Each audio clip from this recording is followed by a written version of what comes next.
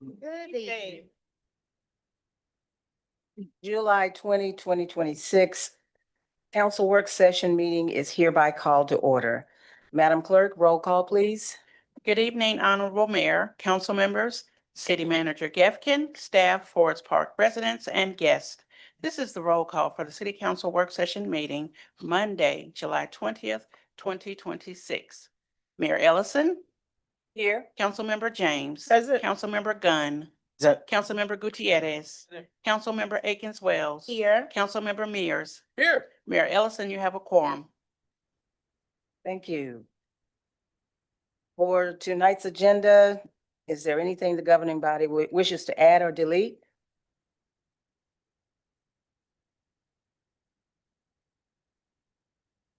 If not, is there a motion to accept the agenda as presented? I'll second. All in favor? Aye. The motion passes. First item, request for item to be placed on the consent agenda during the regular session meeting. That's the request for approval to establish blanket purchase order exceeding 50,000 for the FY 2026-27 budget cycle with various contracted vendors.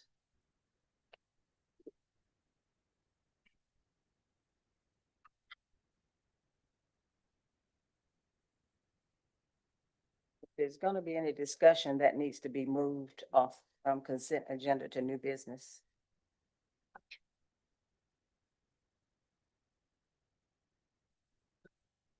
Did someone request, discussion? No, just asking. Oh, okay.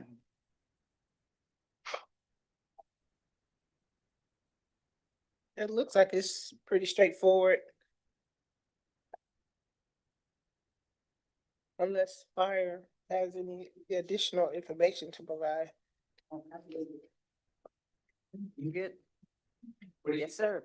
I'm sorry, I couldn't hear what you I said. said it looks pretty straightforward unless you have any additional information to provide. No, ma'am. These are just simple renewals of our blanket policy or blanket POs that we have every year for simple stuff for the fire department. One's for the medical supplies, one's for uniforms, one's for bunker gear, and I get the last one offhand. MES fire equipment.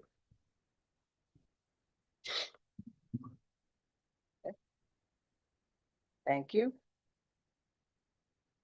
CAD and RMS annual software renewal from IT.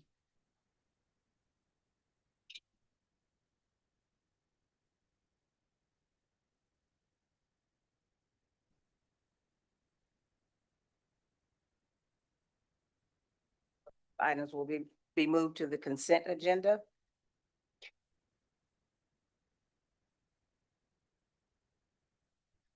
First item on new business. Yeah. Oh, I'm sorry. Good afternoon, Mayor, Council. So this item is basically just the renewal of the Central Square computer aided dispatch, which is CAD, and the RMS records management system that the public safety uses. Any questions? Thank you.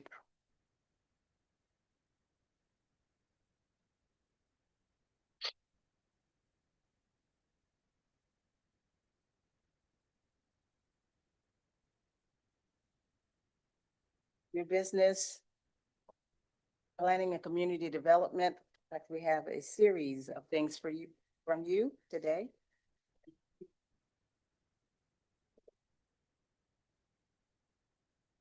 Thank you. Good evening, Mayor, Council, City Manager Gefkin. Welcome to the City of Forest Park. This evening, I'm pleased to present for your consideration the Plaza Rehabilitation Framework Playbook, which builds upon the City Plaza Revitalization Initiative initiated by Councilman Gutierrez and first presented to Mayor and Council on December 1st, 2025.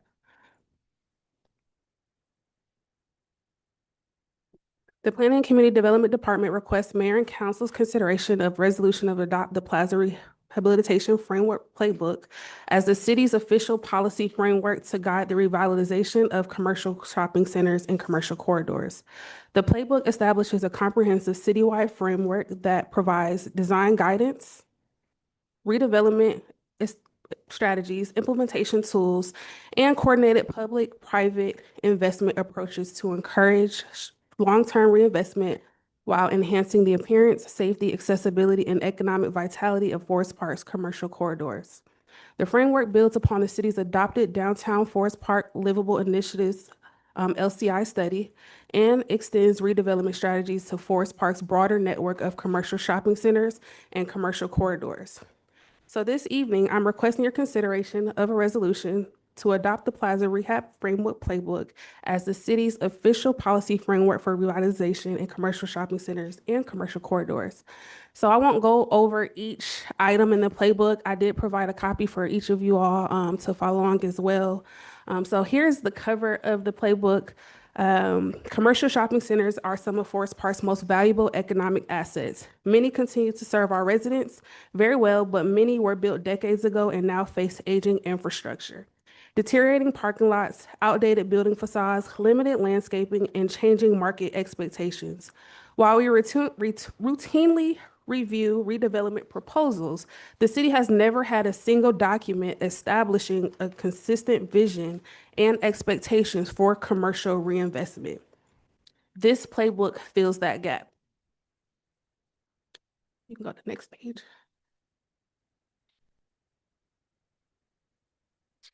So the purpose. This playbook is not intended to create additional regulations. Rather, it establishes a consistent framework that guides city departments, property owners, developers, and future commercial reinvestment efforts. It takes predictability. I'm sorry about that. Efforts. It creates predictability, it creates consistency, and it provides a shared vision for how Forest Park wants its commercial corridors to evolve. You can go to the key commercial corridors.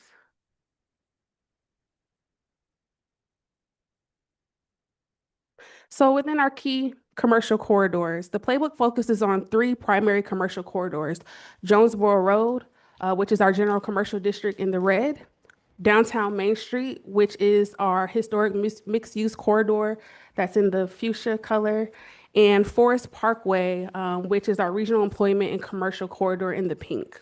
The playbook focuses on these areas, and these corridors represent the highest concentration of aging commercial shopping centers and some of the city's most valuable gateways. The framework also builds upon city's downtown LCI, completed in partnership with the Atlanta Regional Commission. So within the design vision,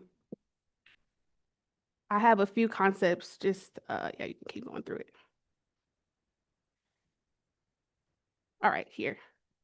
So within this design vision, this is where you'll, rather than simply describing improvements, we want to illustrate what redevelopment could actually look like. So in this photo here, we have the existing Clayton Plaza. We took the initiative, if you scroll down just a little bit, to give you a concept of what Clayton Plaza could look like if we added some design standards for our commercial corridor. As you can see, there's landscaping islands, pedestrian crossing, and an array of building facades that could be utilized. I've also provided other illustrative concepts that are more practical to improving our commercial corridors. So there's a few different options that we could have and what could be useful in the future. So these concepts demonstrate how relatively modest improvements can significantly improve the appearance and functionality of existing shopping centers. And one of the strengths of this playbook is that it doesn't stop at a vision. It establishes a practical implementation strategy. So through this, there's a strategy. And these are, I'm sorry, before we get to that part, these are just some examples of the standard building facades that we would request be implemented on our shopping plazas.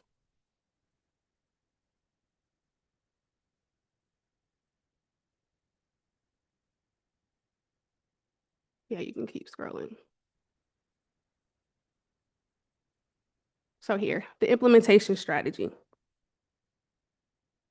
So this identifies funding opportunities the implementation strategy has the framework, outreach, implementation, demonstrative projects, and long-term reinvestment. This is a interdepartmental initiative where each of the departments for the city will have a part in illustrating the options and how we can execute this as a team together. And one of the goals was to ensure that this document was not simply another planning study that sits on the shelf. The playbook is intended to serve as a working framework that departments can use to coordinate redevelopment efforts, engage property owners, and guide future investment. So why does this adoption matters? Adoption of this playbook establishes a consistent policy framework that guide future redevelopment decisions, regardless of changes in staff or administration. It provides clear expectations for developers and property owners while giving city staff a consistent framework for evaluating future commercial reinvestment. So just to close, this playbook represents months of planning, research, corridor evaluation, and coordination between departments. It establishes Forest Park's first comprehensive commercial corridor revitalization framework and provides a long-term vision for strengthening our commercial districts through coordinated public and private reinvestment. Staff respectfully request approval of the resolution to adopt the Plaza Rehabilitation Framework Playbook. And that concludes, and I'm available for questions if you have any. Madam Mayor. This is, just well put together. And I know you guys have, taken some time. I was excited when you guys first initiated this, potential, framework for the city to have a defined look. And, one of the concerns was, and I see that you did put it in here, the aspects for the finances for those properties that are grandfathered in that have been here for years, and from that perspective. So what part would the city play financially to do the enhancements? Would it be more so like the lighting, of course, curb appeal from that perspective? But would the city be working alongside with the business owners to obtain some type of grants? Will we push that far to try to, those business, they just don't have the funds, or that owner of that plaza probably just don't have the funds, to tap in? What part will we play financially to help? Yes, so this was also presented to the URA for some additional insight because that is the board that officially can address blight in the city. So the role of the city is to guide the development. We also want to be able to do a ownership roundtable to bring the property owners at the table with us. And it's not just us telling them what we want them to do, but guiding the development with them, giving them the opportunity to reinvest into their property, to clean up their property.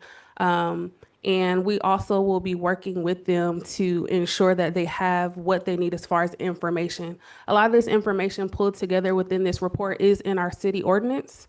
So I just put it together in an actual framework as a guiding guide to be able to be utilized. So initially, the city wouldn't be just giving funds away because there has to be some provision set in place that even if there were some incentives provided, the property owners can't later just sell their property to make a profit. We want this to guide, the reinvestment into our commercial corridors because unfortunately, Jonesboro Road is the entryway to the city. And when people come into the city, we want what they see to be of some quality, and also trying to entice other type of businesses to come to the city. We have to provide them a level of, the structures need to be up to par. So we just want to make sure we guide that development, but also give some additional incentives and workaround and how we can work with them to actually meet the need of this playbook.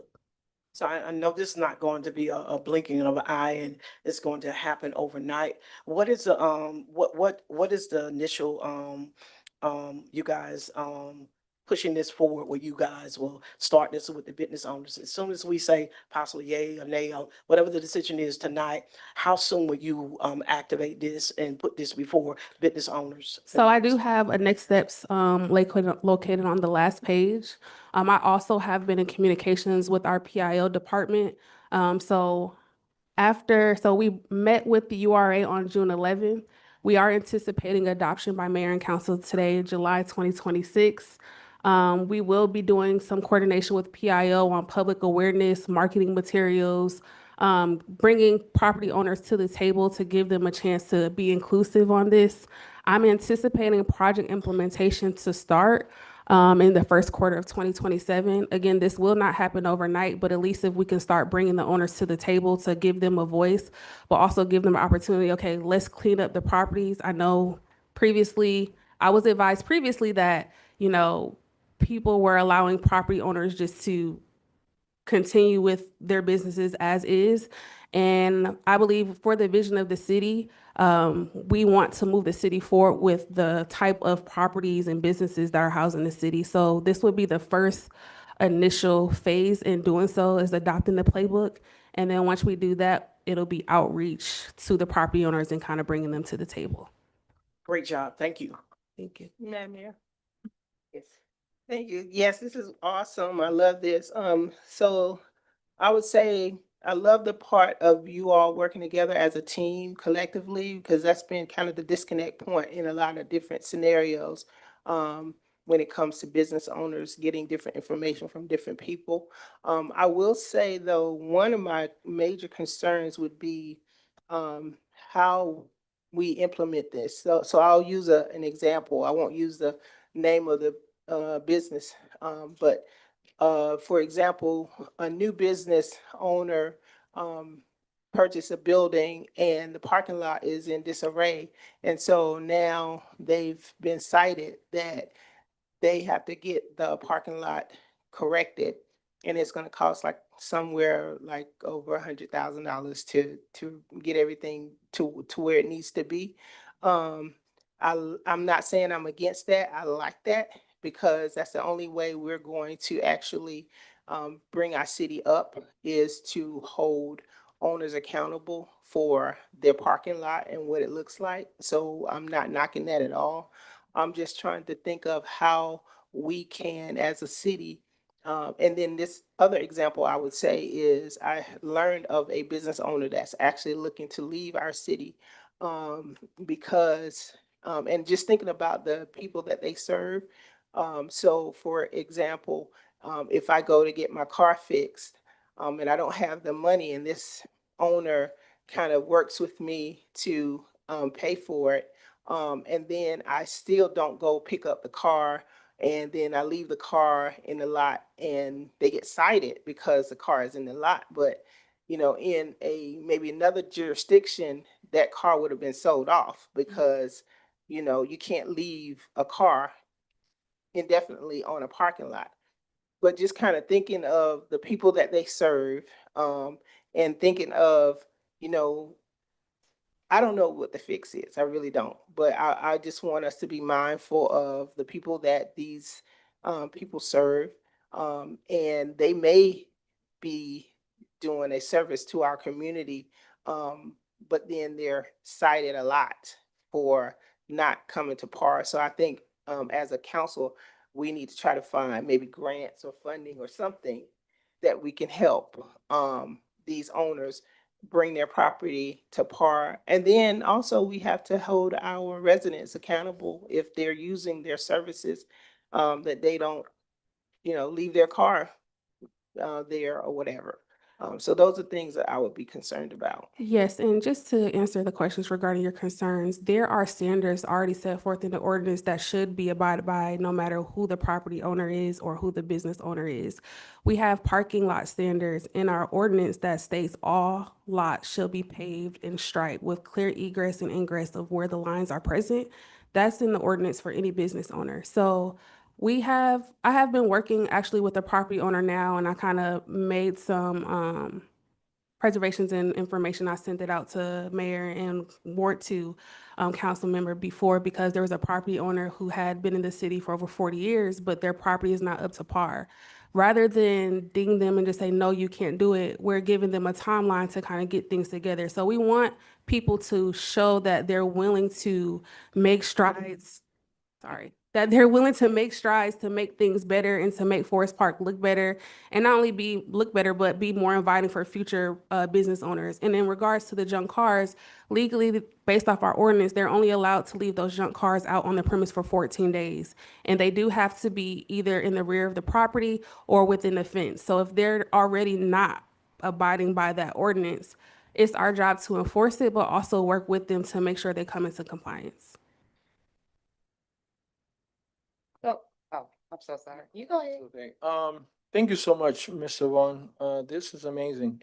I remember when we started this, we were on a tour, we identified spaces and I'm sorry, these retainers are just, I sound like I have a list, and I don't. But, just, this is beautiful and exciting for me, especially in my ward, we have a lot of business in Jonesboro and these plazas are just not it. Like, the standard is not it, it's not set.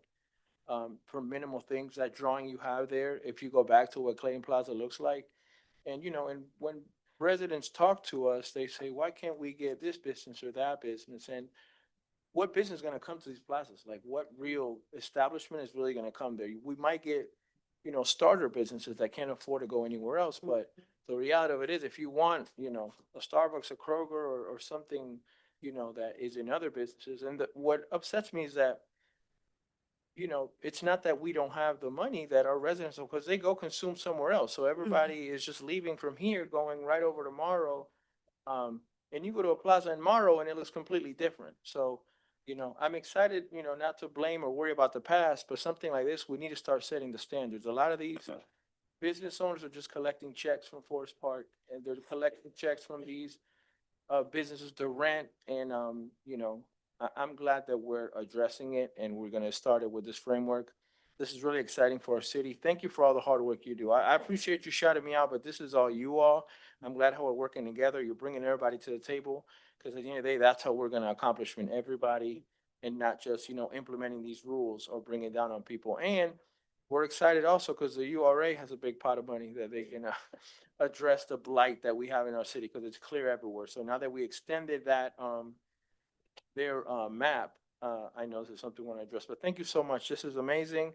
I was excited about it, and now that I see it, it's even more exciting. I hope that we can put this somewhere on our website so the residents can see this whole presentation, because, our staff is out here working for them. Thank you.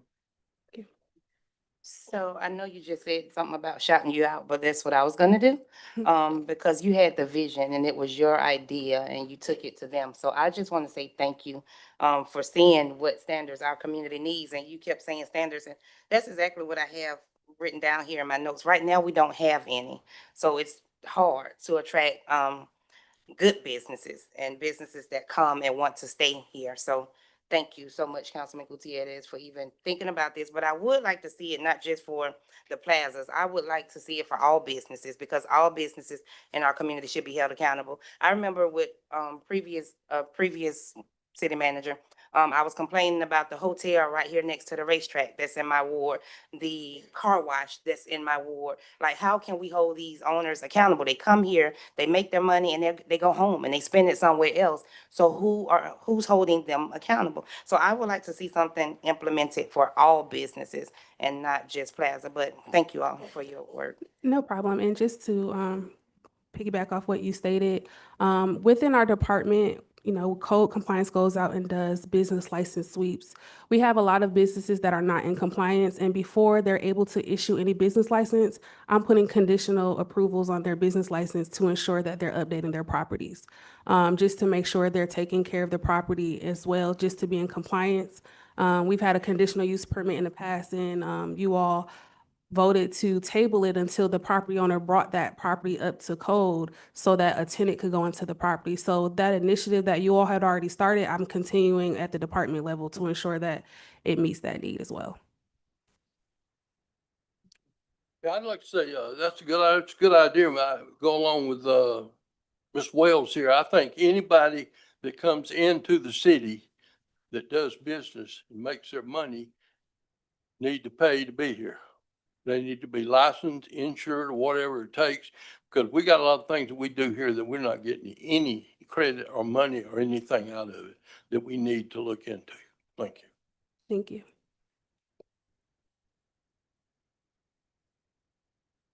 Just have one question. When, I know you're gonna be engaging with the business owners or the property owners. And when does that start, or once we approve it? you're gonna So once start meeting? you all, yes, once you all approve adoption, I've already had my first meeting with the PIO department. We're going to sit down and figure out how to start communicating with the property owners. That is a part of the implementation strategy.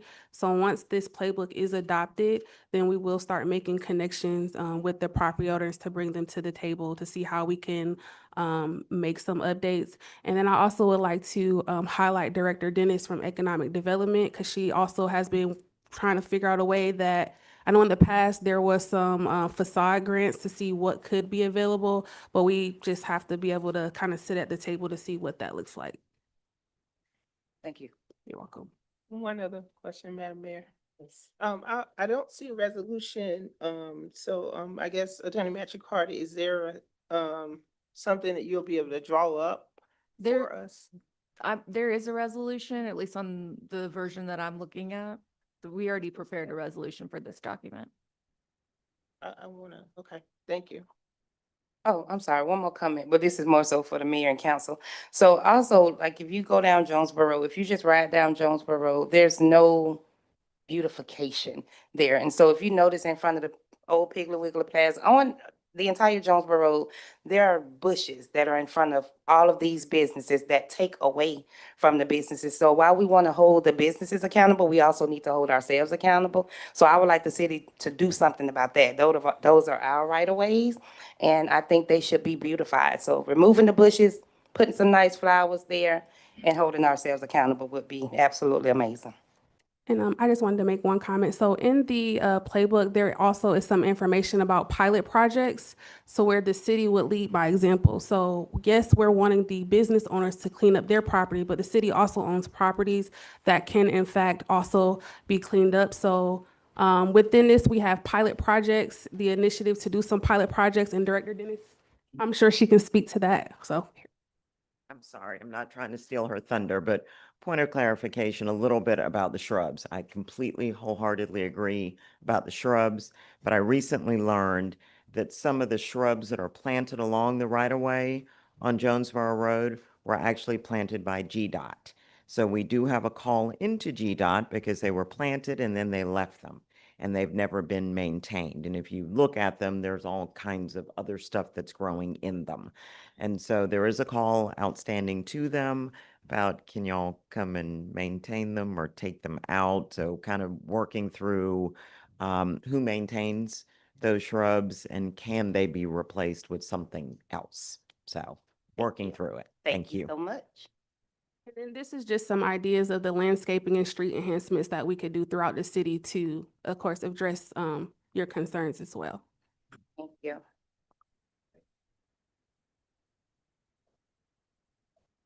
Next, Oh, you're next. all right.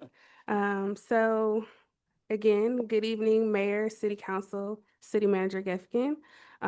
Ordinance amended to Title IX, Chapter 6, Peddlers and Solicitors of the City of Forest Park Code of Ordinances, Background and History. The proposed ordinance comprehensive updates to Title IX, Chapter 6 of the City of Forest Park Code of Ordinances governing commercial solicitors, peddlers, transient merchants, charitable solicitations, and mobile food vendors. The amendment modernizes the outdated provisions, clarifying definitions, establishing standards, permitting and application requirements, which limits permits to individual applicants, provide uniform permit duration, create clear administration review and appeal procedures, strengthening enforcement and revocation provisions, and update penalty language to align with the city's general penalty provisions.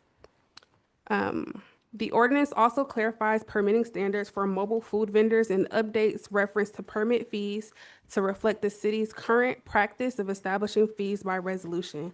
Collectively, these revisions are intended to improve administrative efficiency, promote consistency through the code, and provide clear guidance for applicants and city staff and the public while protecting the public health, safety, and welfare. So just to give you an update, staff, as long as it's with the city attorney department or council, legal counsel, have been working to update a series of ordinances, I want to say starting back in January or February. So there's a lot of ordinances that I will be reviewing with you all today, but it has been in the work for the last several months, providing some updates for clarification. Our ordinances leave a lot of room for interpretation, which has caused the public or consumers to challenge staff when we're trying to implement said ordinances and put things into perspective. So we have been working with legal to ensure that our ordinances are up to date as a proactive measure, to ensure that we are comparable and also have correct standards set in place.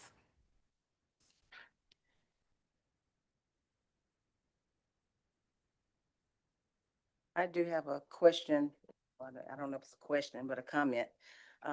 Some church members and religious organizations have been approached requesting that they present a permit. What is our ruling on that? As far as for, For them, you said you've got, I think they're maybe code enforcement. I'm not sure who they're being approached by. But they have been approached asking for a permit for their religious canvassing. so we do have a peddlers and solicitors permit in our office, where any persons that are outside, selling or canvassing or certain things, they do have to get a permit, which allows them to do so for a certain time frame. So that is something that we have already had. This ordinance just updated the provisions surrounding the ability to do so. There is, if they're not selling, they're canvassing, they're going door to door. And I know there's a Georgia state law that allows them to do that. So I just want to make sure we're not harassing those people unnecessarily. Madam Mayor, there is an exception in this ordinance that applies specifically to religious organizations. And so that would be on page 13 of the ordinance itself, line 371.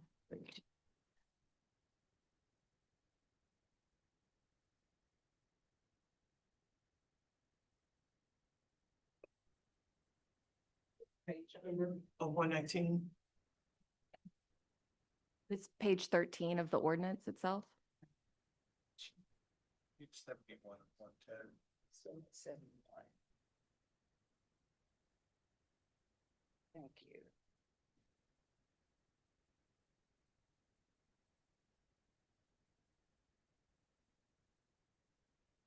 What number is that? 171. I see 368 and it ends at 400.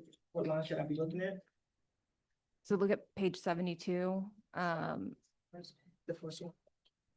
Thank you.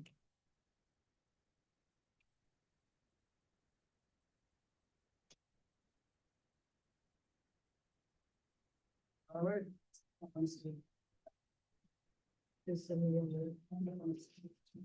Look at the very top, 368.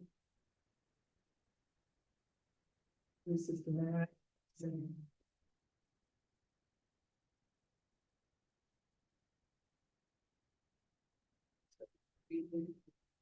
And then drop down to 86, letter D.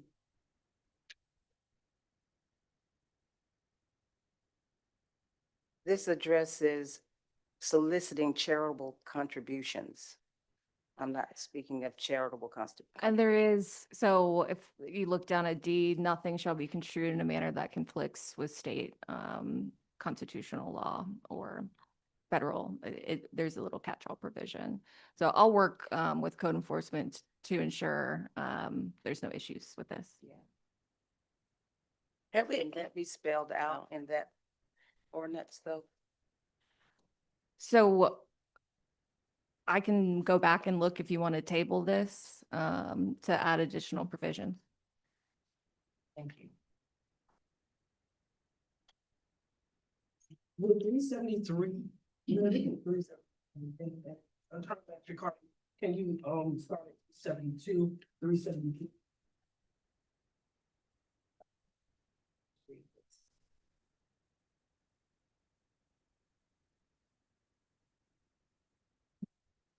Now But it's about contributions. I'm not talking about people soliciting contribution. I'm just talking about a religious organization Mhm. to solely go to door to share religious beliefs or literature. That's all I'm speaking of. Okay. It's That passing is a out Georgia literature. law. Mhm. And I Okay. think that's probably just educating our staff to make sure that they are following the law. All right. Thank you.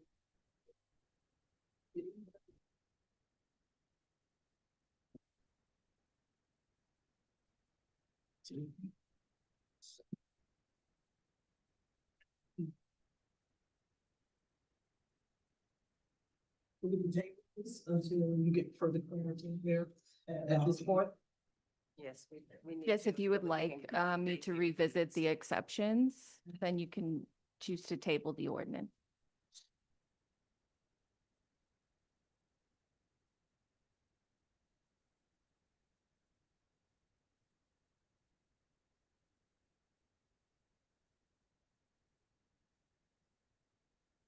Next item.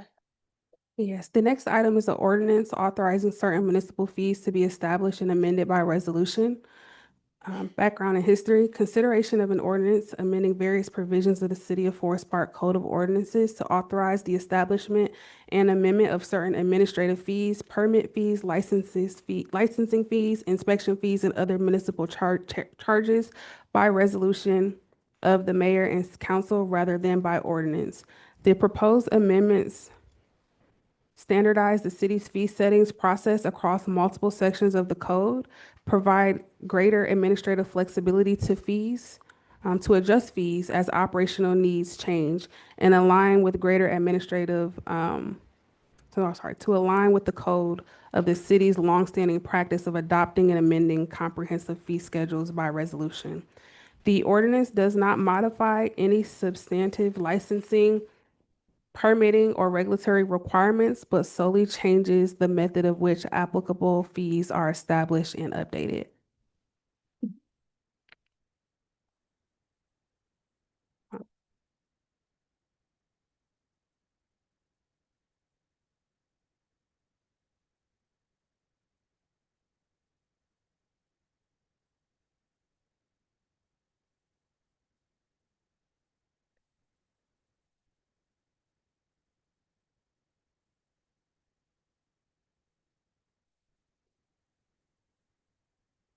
Any discussion?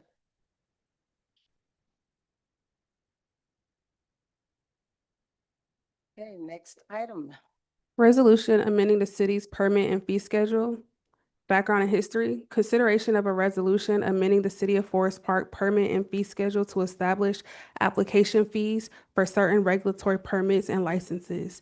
The proposed resolution adopts new fees for peddler and solicitor's permit application, massage establishment license application, massage establishment investigative review, and sound amplification permit applications. The fees are intended to help offset the city's administrative costs associated with processing applications, conducting required reviews, and administering regulatory programs while maintaining an efficient and consistent fee schedule. The resolution also authorized city staff to implement the updated fee schedule upon adoption.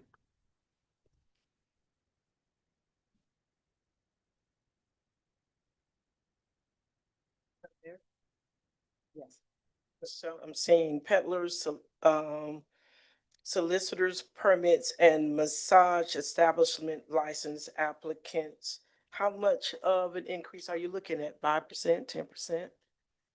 I would say, You looked at it yet? yeah, I've looked at it. So the fees, I would just give this one for an example. Previously, applicants were able to pay $10 for a peddler's permit fee for 3 months, and they would pile on top of other applicants on top of the one permit. So there was never an established framework for this, and I consulted with legal to see what the best determination would be. So that fee would increase and the time frame would be lessened, and then the application would only be per applicant, so that people would no longer be able to add 4, 5, and 6 people to one application for $10 for 3 months.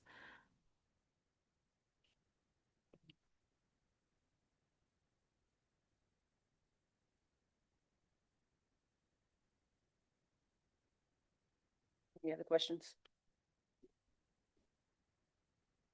All right. Next item. Ordinance amending Title 11, Chapter 5, Noise, Section 11-5-4, Sound Amplification Devices of the City of Forest Park Code of Ordinances, Background and History. Staff has proposed amendments to Title 11, Chapter 5, Section 11-5-4, the City of Code Ordinances pertaining to sound amplification devices. The proposed amendments are intended to establish clear procedures for permitting, administration, suspension, and revocation of permits related to the use of sound amplification devices within the city. The ordinance further clarifies application requirements, permit durations, and enforcement mechanisms while ensuring that the city's regulations remain consistent with constitutional protections related to free speech and expression. The amendments seek to promote fair, uniform, and content-neutral standards governing the use of sound amplification devices by implementing reasonable time, place, and manner restrictions that protect the public health, safety, and welfare.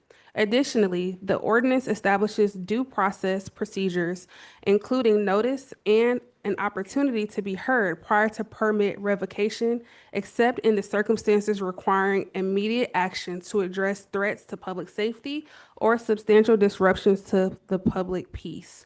These revisions are part of the city's ongoing effort to modernize and strengthen its regulatory framework by providing clear guidance to residents, businesses, and city staff while supporting effective and consistent enforcement of the city's noise regulations.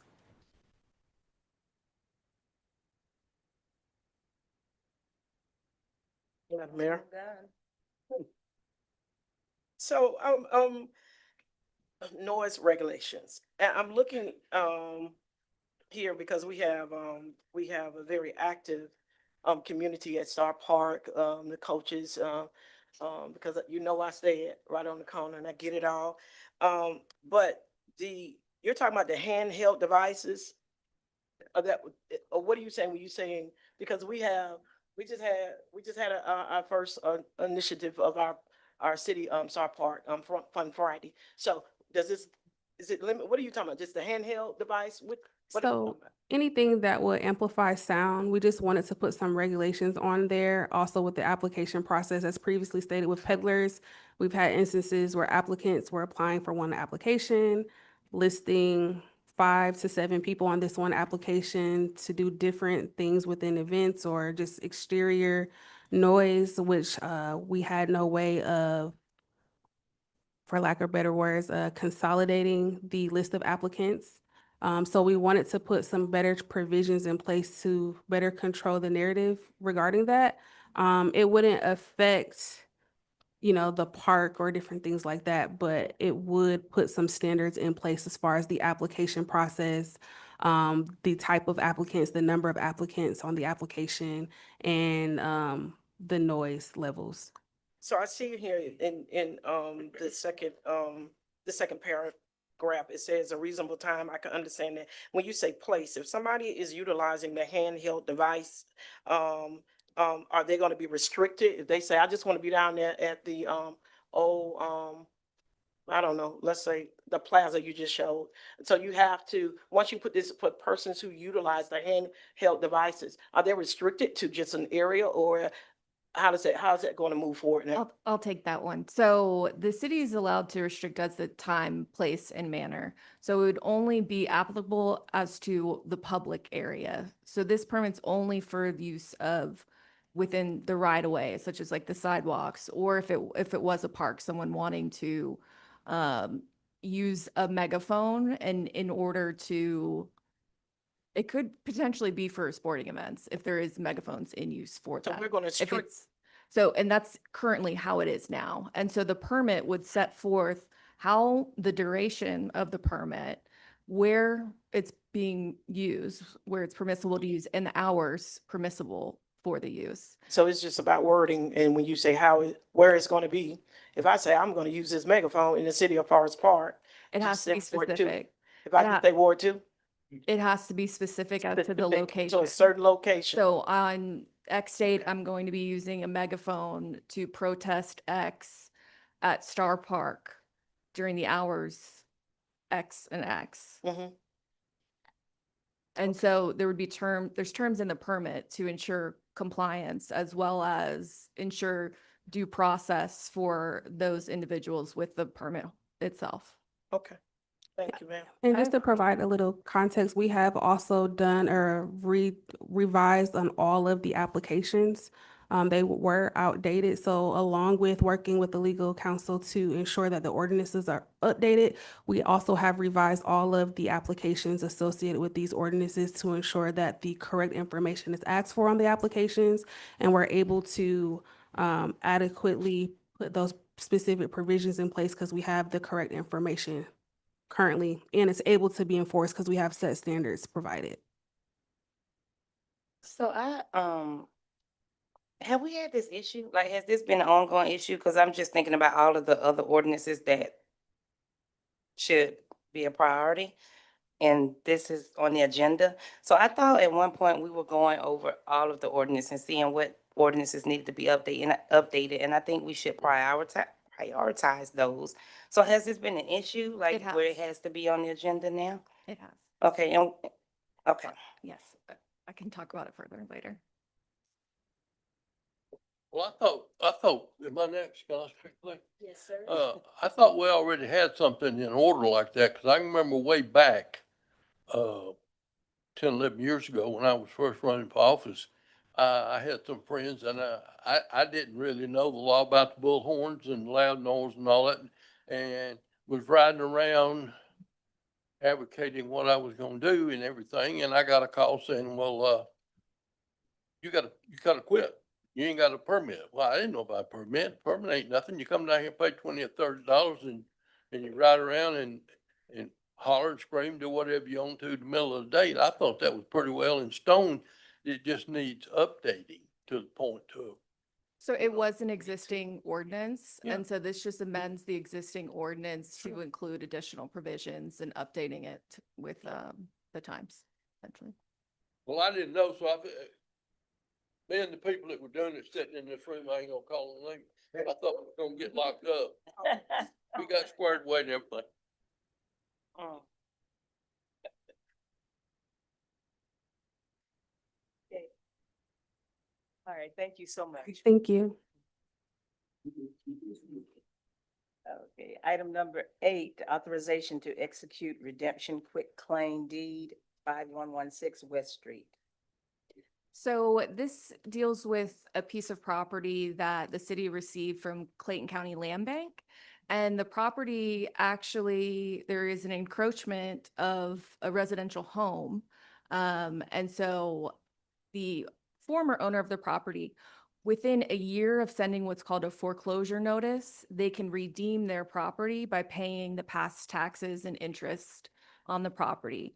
The former owner has done that. And so in order to release the city's interest, which already was somewhat clouded due to this encroachment of a residential house on the property anyway, it's now the city's duty to execute this deed. However, because you are relinquishing a property interest, it's required to come before the city council for consideration and approval.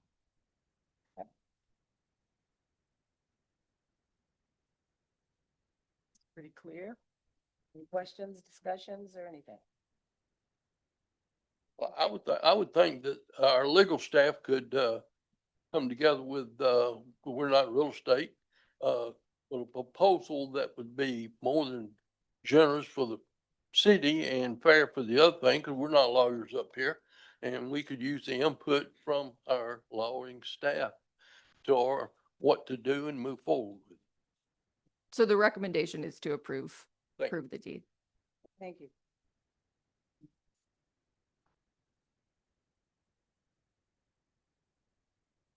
Okay. That's the end of that agenda. Is there a motion to recess the work session and enter into executive session? Second. The Purpose of personnel, litigation, real estate, or cybersecurity? Get a second? You did. Second, I'm sorry. Okay. All in favor? Aye. Motion's carried. Well,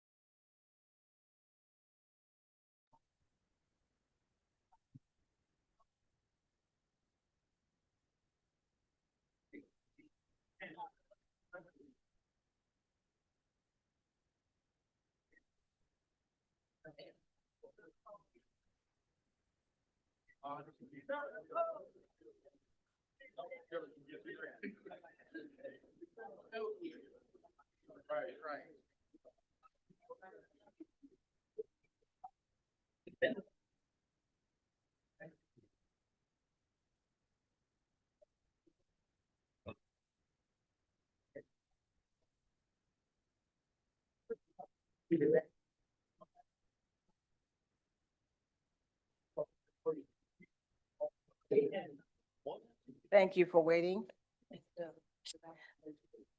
Is there a motion to adjourn the executive session and reconvene the work session? So moved. Is there a second?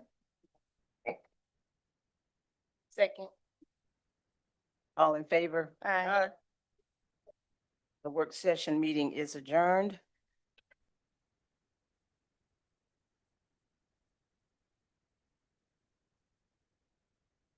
The July 2026 council regular session meeting is hereby called to order. Tonight's invocation will be delivered by Elder Justin Cook, followed by the Pledge of Allegiance. Those who are able, please stand.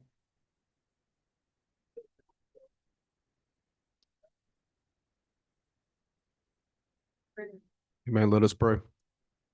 Heavenly Father, we come before you this evening. First, just grateful, God. We're thankful for another opportunity at life, God, and even how you protected us and kept us through this day, allowing us all to gather here safely, Father. We ask now for your presence, God, to fill this place. God, we ask for your wisdom, your integrity, your discernment, Father, to be upon all of the leadership here, God, that they may make decisions and ideas, Father God, that'll help bring this city into a place of blessing. Father, we repent of any wrongdoing. Father, we thank you for our opportunity to make everything right. God, we thank you that you can work it all out for our good, and we commit this time to you. Father, we ask your protection again, and it's in Jesus' name we pray. Amen. Pledge allegiance to the flag of the United States of America and to the republic for which it stands, one nation, under God, indivisible, liberty and justice.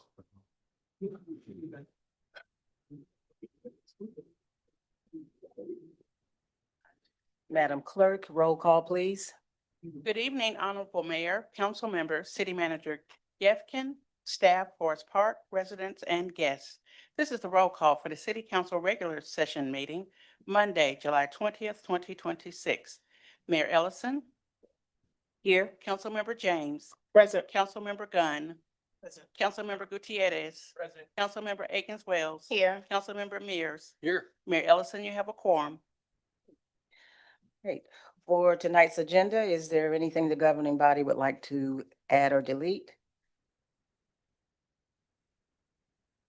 I make a motion we approve as is. Is there a second? I second. All in favor? Aye. Aye. Motion's carried. On the approval of the minutes, are there any recommended changes to the minutes of the work session meeting minutes from July 6th and the regular meeting minutes from July 6, 2026? Madam Mayor, I had some minor changes that I have already sent to the clerk's office. If there's no one else with any changes, I would make a motion that we approve the minutes, both minutes as with those changes. Is there a motion to approve? So moved.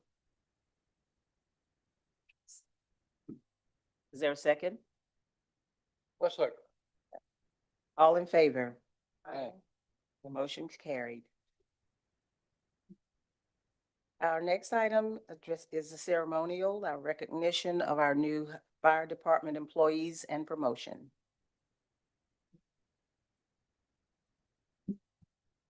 Good evening, Mayor, council members, City Manager. It's my privilege to get to stand up here once again to introduce 4 new members of our family for the Forest Park Fire Department. Unfortunately, I think 2 of them couldn't be with us this evening, but I'll go ahead and introduce them and let you know who they are. But I'd like to start off with Desmond Newkirk, who's one of them that couldn't be here this evening with us. He's a current paramedic. He's actually serving on C shift, I believe it is, and is a welcome addition to the fire department overall, helping out in our EMS field. Our second one I would like to start with is Mrs. Isabel Soriano. Please step up. She comes to us from the city of Conyers, and she is our new fire department staff assistant who's helping out Miss Davis in her daily activities. Come on up.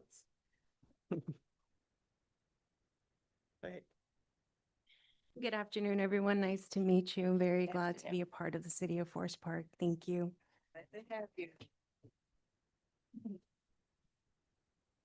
Our next one is our new deputy fire marshal, Andre Eberhart. You would step on up. He comes to us from the city of South Fulton is where he was working out previous, and he's now in the fire marshal's office under the direction of Fire Marshal Captain Batten.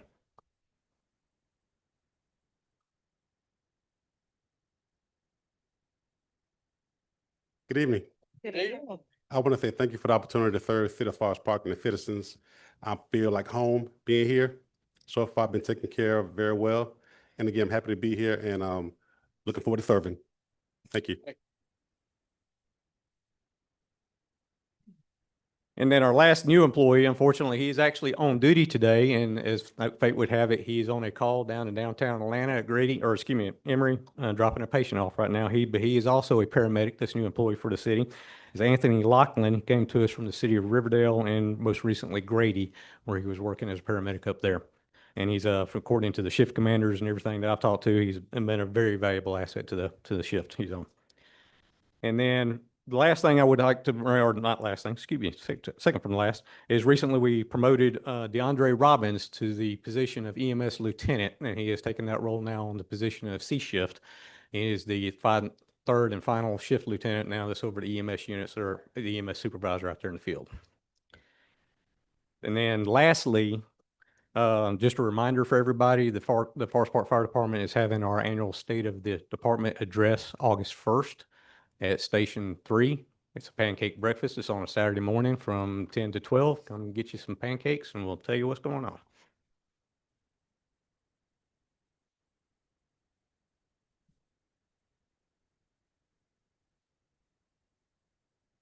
Thank you so much.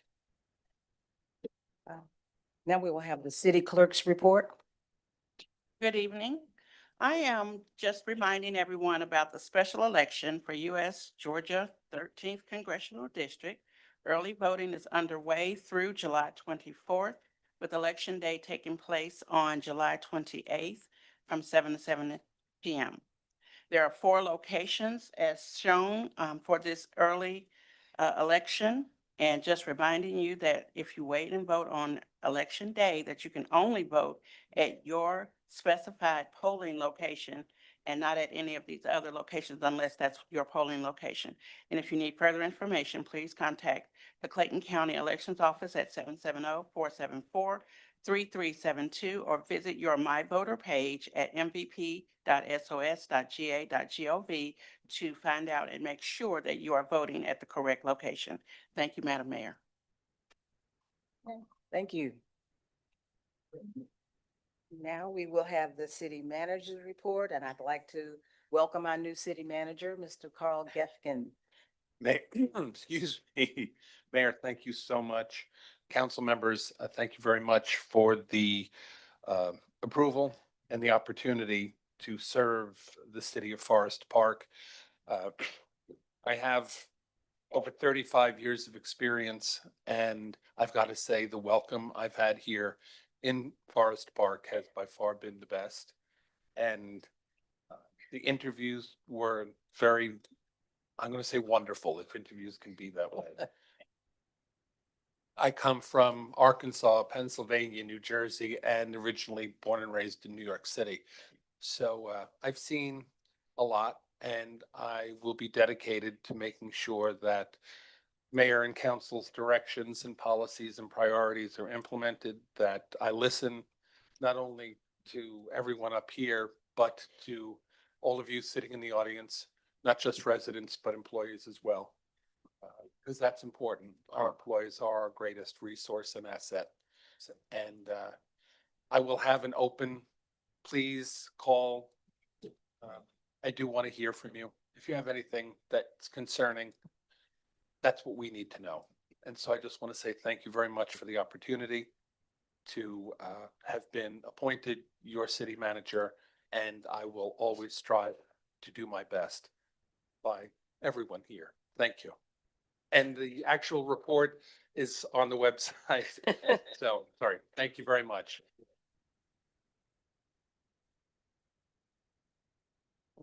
Okay. Okay, now we will move into our public comments. Madam Clerk, please read the rules of procedures and decorum. Section 2.1.7 Rules of Procedure and Decorum. Comments will be limited to a total of 3 minutes per speaker. 21 minutes are allotted in total. Members of the public are not allowed to participate in any debate or discussion conducted by the governing body members. All public comments must be limited to matters on the agenda or over which the governing body has jurisdiction. Matters outside the jurisdiction of the governing body include, but are not limited to, personnel matters such as disciplinary proceedings, grievances, evaluations, or pending appeals.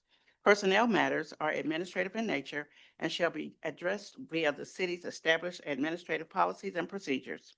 Each speaker must maintain a decorous demeanor and refrain from personal attacks upon members of the governing body or employees, shouting or using obscene language. All questions and comments shall be directed to the presiding officer. Members of the governing body may respond to the comments during their closing comments if they desire. Thank you, Madam Mayor. Thank you.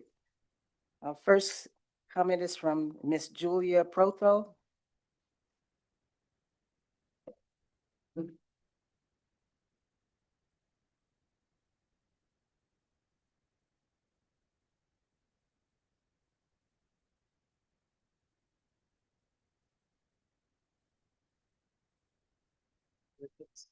Good evening, honorable council members.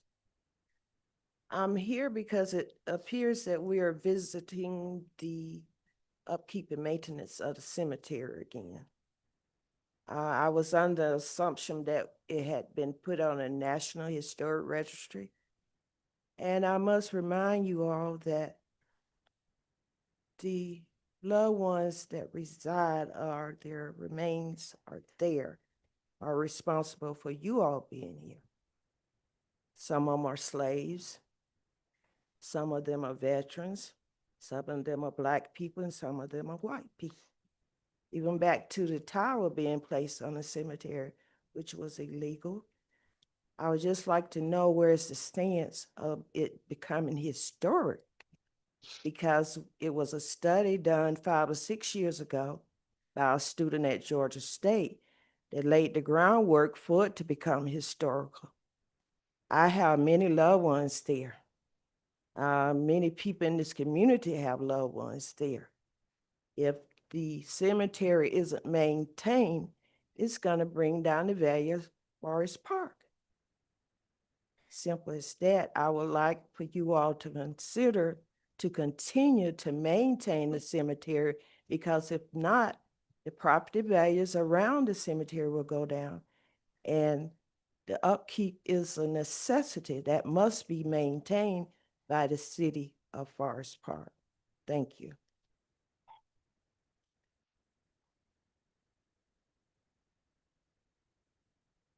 Excuse me, ma'am? Since I'm new, which cemetery is that? So I can look into it? It's the one on Conley Road that's named the Colored Cemetery, but it's Macedonia, Odd Fellows, and Rock Spring Cemetery. It's 3 cemeteries in one. That has the mirror on the outside of it. Okay. Thank you. Thank you.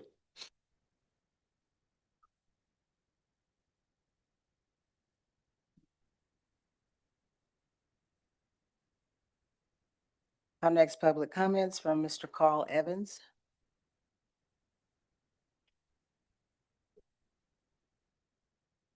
Good evening, Mayor, Council, and welcome, Mr. Gipkin.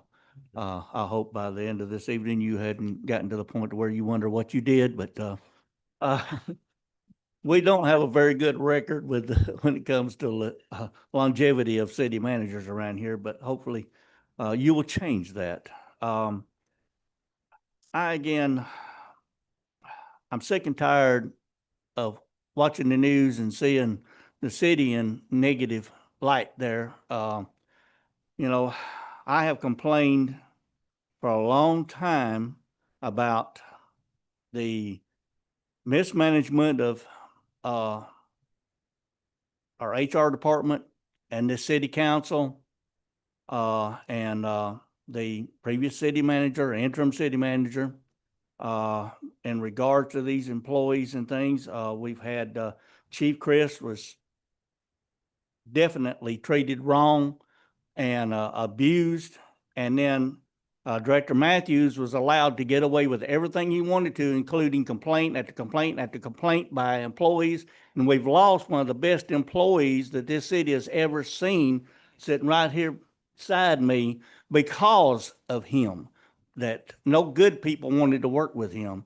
And we, not only was he allowed to continue to operate in that manner, an abusive manner towards the employees, but he was covered up by the previous interim city manager and the HR director, and at least one council member, as according to the news, was told about this and was allowed to retire or quit so he can still draw his pension instead of being fired like he should have been. You don't wreck a city vehicle and get a DUI and get a pass. I'm sorry. It's just unacceptable. And everybody involved in allowing this needs to be terminated immediately, and the elected officials need to do the right thing and step down and save us from having any more embarrassments, because it's absolutely unacceptable for us to continue to have to deal with this. And I agree with some of the things that were said tonight about trying to correct some of the blight and stuff in the city, but we need to also remember that when we change things, we need to remember these people that have been in business for decades, and that they have a right to be allowed to continue to do that business and without being harassed by the our code enforcement. I've had a bad reputation in this city from our code enforcement being selective and abusing. And I mean, there was one business up here on Main Street that worked on forklifts. They weren't even allowed to have a forklift in the front of their business, or even have the bay doors open where people could see it. But then other places around were allowed to have vehicles and things all over the place and get away with it. Jonesboro Road's a perfect example. Those mechanic shops down through there have had vehicles sitting there for some of them years, and they're allowed to get away with it. And it looks bad. And like I said, nobody's going to come here. I've been complaining for a long time, but you also got to remember it's a proven fact that higher taxes and stricter regulation equates to lower revenue, because nobody wants to come here. That's not profitable for them to come here and open a business if they've got too many regulations and things on them that and fees and fines and all these things that they can't make any money. Thank you. Thank you.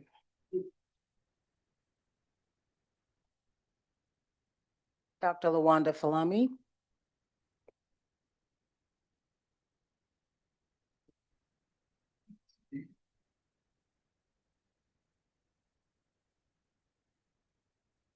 Good afternoon, Mayor. Well, good evening. It's 6 o'clock. Good evening, Mayor and governing body, and my neighbors, because I did invite the neighbor here this evening, because we are looking for a change. We are tired of the mediocrity that keep coming in this room about certain people and certain people job position. I want to take the time before I welcome him to thank our city intern who sat there before you, Chief Clements, for holding us together until we could get you here. and also running her department with her staff. So from the concerned citizen, we want to say thank you. And also to Human Resource. Human Resource is one of the jewels to this city. Each person that pulls income from here, better known as staff, they get a check here. They have a job description and you got to abide by it. For us to take our city and start putting it on social media, you can imagine where they're gonna go. It's gonna go to a jury without a verdict. I was very disappointed. I asked the neighbors, most of you all sitting here, to come this evening so we can stand with Councilman Mears, stand with Councilman James, stand with Councilman Gunn, stand with Councilor Gutierrez, and stand with Council Webb, because we the people elected them. And at the end of the day, when I see a solution, I know my solution. I'll vote you out if I'm not pleased with what you're doing. I'm not gonna use social media to attack you. There was a whole lot of things took place. I'm not gonna talk on Director Matthew. I told him well wishes. I didn't know what happened, and I still don't know what happened. So it's not my place to put a verdict out.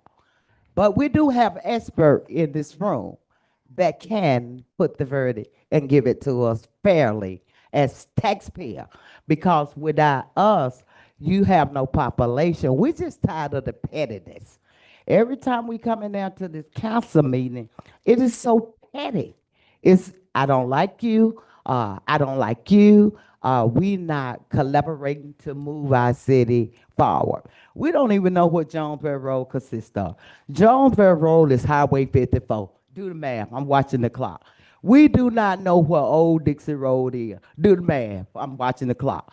We do not know what Pine Ridge look like. Do the math, I'm watching the clock. And on that point, we got people that look down, feel down, and some of them just slow down. So I yield my time.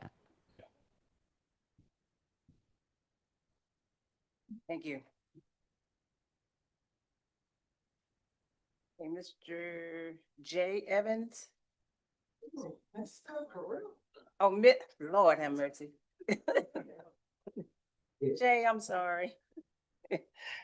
All right, Jay Evans, Miss, excuse my tie, I am hot. Okay.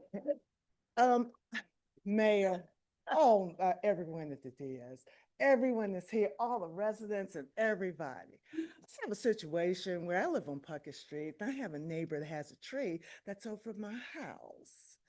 And that tree need limbs, those dead limbs, they need to be cut. This is the third time this year.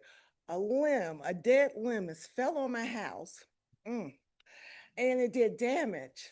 And I've spoken with her, and she's done absolutely nothing. I even did a police report. So I'm just asking for advice. She's like one of those old yellow type of people, like to argue and like to fight. I'm 70. Do I really look like I'm gonna fight somebody? Really? But anyway, still, is there any way, anybody, absolutely anybody here that can give me some help? Because I mean, the wire came to, I have damage on my home. Home insurance does not cover it. It's my pocket. And if anybody, I mean, you can see the tree and it has limbs just hanging down. And when you cut them, they do grow back if you don't maintain them. Because I've cut down 11 trees in my backyard and cut some limbs down, and those things are still coming. So if anyone has any type of advice and expertise and help and assistance before I go to jail, I would appreciate it. Please, I'm in Ward 2. Please, and congratulations for being here. Thank you very much. Puckett Street. Please come down. It's a one-way street. On the left-hand side going towards the school. And the right-hand side going towards the track. Okay, so yeah, everyone come down. Yeah, this is a corner house. Thank y'all. Appreciate you. Thank you, Ms. Evans.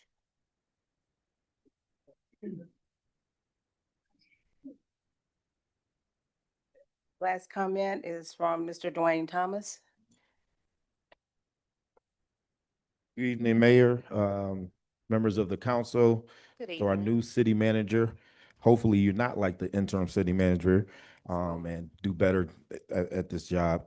Tonight, I'm not here to make friends. I'm here to ask questions that the people of Forest Park deserve answers to. And I write my stuff down because I'm a preacher and I might go on a tangent and just keep going. So I want to make sure I get everything out. Not long ago, this council made one of the biggest employment decisions of the city history, and they terminated Chief Chris. We all know that. Throughout that entire process, they said that we had multiple public concerns. Then we had a appeals hearing where there was no multiple concerns that was actually founded. Those allegations were investigated, and from everything that they presented publicly, it was never proven that he was intentionally and violated policy. Yet his career was still destroyed. Now let's talk about accountability. A department head was reportedly arrested for DUI while operating a city vehicle. That the individual remained employed for nearly 2 months before ultimately being allowed to resign. My question is, why? Why was one employee publicly investigated, publicly criticized, terminated, while another employee facing more serious public concerns that could have took somebody's life, was allowed to remain employed and then leave on his own terms? If the standard is accountability, then it needs to apply equally. If the standard is integrity, it needs to apply equally. If the standard is for us to do things right, it needs to apply equally, because from where many citizens are standing, it appears that there are two different standards in City Hall. One standard for some people and another standard for everybody else. As long as you in the clique, you all right. I also want to remind everyone that not every member of this council supported terminating Chief Chris, but those who pushed hardest for his removal now owe this community an explanation of why they did not pursue that same level of accountability with that department head. The public deserves to know who made the decision to allow this department head to remain employed. Why wasn't disciplinary action done immediately? Why was resignation deemed acceptable here and termination was deemed acceptable for Chief Chris? Yeah. What factors made these two situations so different that they produce completely different outcomes? Those are fair questions, because equal justice doesn't mean applying different rules depending on who someone is or who they're connected to. It means everyone should be held to the same standard. The citizens of Forest Park also have heard concerns from this department head, from employees, that he has scared employees and did all types of stuff. Was that investigated? Was that taken care of? Was these employees protected? And these are the people that work for you? Again, the people deserve answers. Public confidence in government is built on consistency, not favoritism. It's built on transparency and not silence. It is built on accountability and not selective accountability. So tonight, I'm calling on those that knew about this department head that you should resign your seat immediately because you have no integrity. Thank you for your time.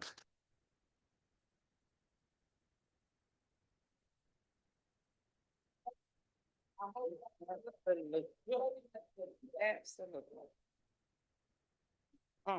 Thank you. That was the last public comment, and so the public comments are now closed. On the next item on the consent agenda, is there anything the governing body wishes to add or delete? Madam Mayor, I make a motion that we approve the consent agenda items. Is there a second? All in favor? Aye. Motion's carried.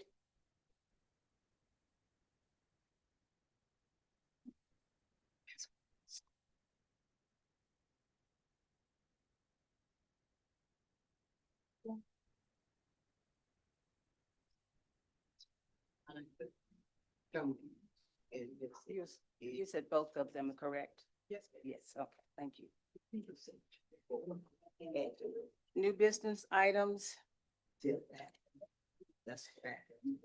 Council consideration of a resolution adopting the Plaza Rehabilitation Framework Playbook. I make a motion that we approve.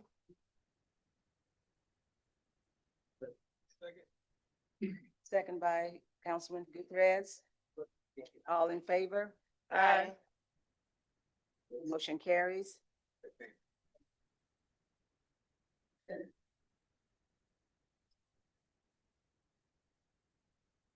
The next item is being updated, is going to be tabled because the ordinance is being updated.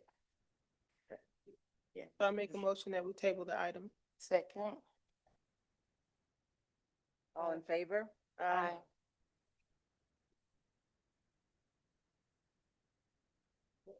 The motion carries. That item will be tabled for an update. Item number 6, ordinance authorizing certain municipal fees to be established and amended by resolution. I make a motion that we approve.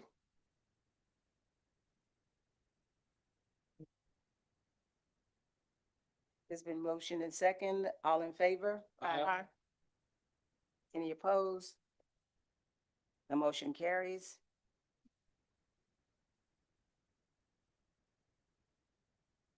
Next item, resolution amending the city's permit and fee schedule.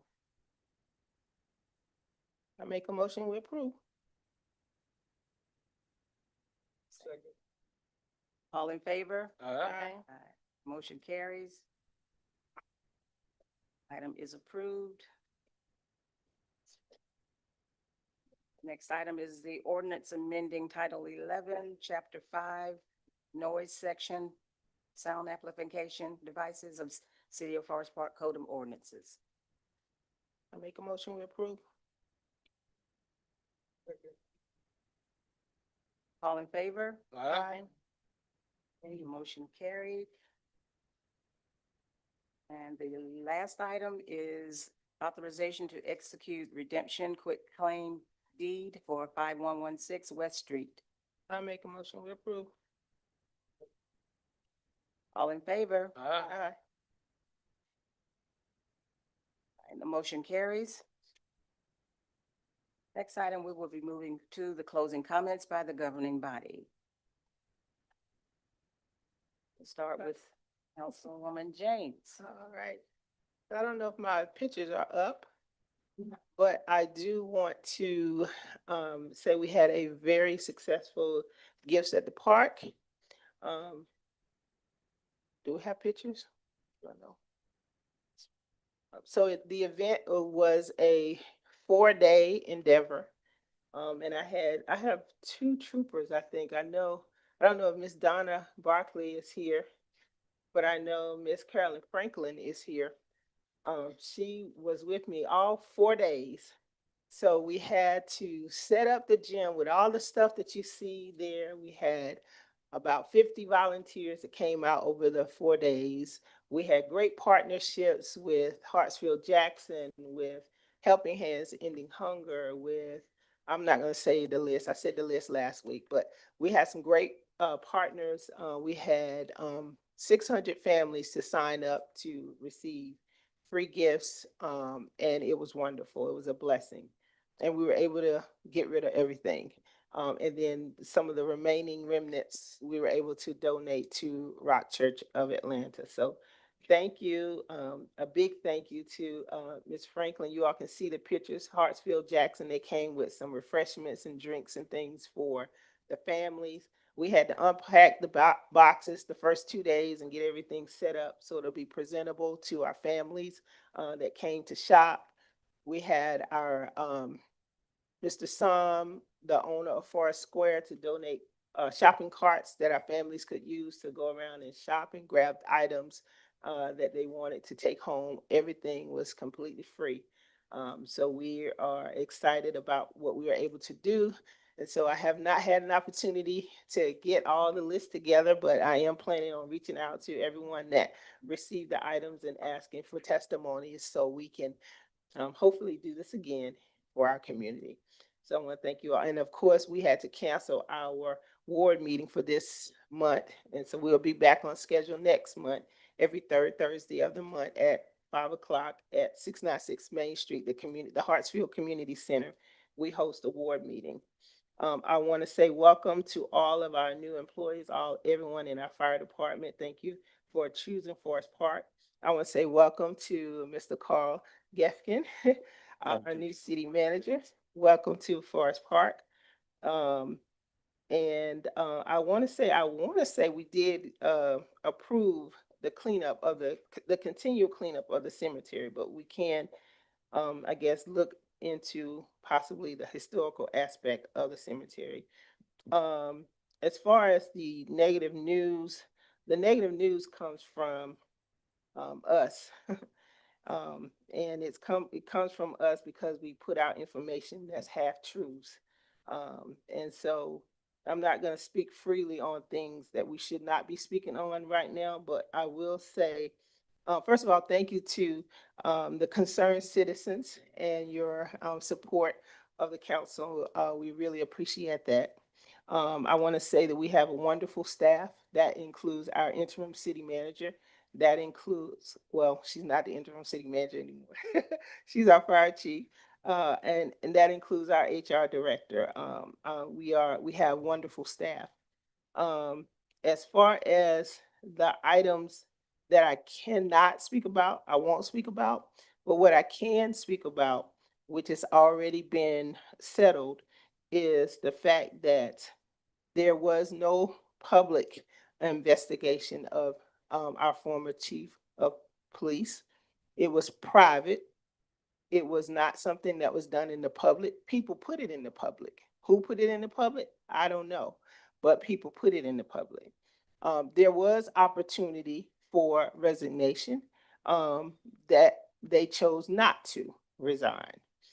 As far as the other information, that is information that is lies that are put out. I'm not going to speak about it because our city attorney has advised us when we all found out on the same day, every single one of us found out the information on the exact same day. There was no one knows something beforehand. And you can say it's a lie all you want to, but I know the facts. Okay. So, and again, I will not speak until I've been free to speak by our attorney and the things that they have to do to protect our city. But what you don't understand is when you get out there and you say stuff that you don't know of, you're not protecting our city. You are putting stuff out there that really gives the other entity that wants to sue our city information that it will then can cause jeopardy to our city when the information is not true. It's not true. It is not true. And so when there's things that come up and someone is in the courts defending themselves or defaming names, then you will find out how true things are. And so with that said, thank you so much for everyone coming out. Appreciate you all, and we'll see you soon. Well, appreciate everybody coming out tonight. You're taking your time. Everybody that came to the podium, I really truly believe that everything that each individual presented was heartfelt. We all have our insight and we are hearing things, but I'm going to tell you for us to dive deeper into the information that is presented. Now, as for me, when I'm given a directive of what not to do, I just don't do it.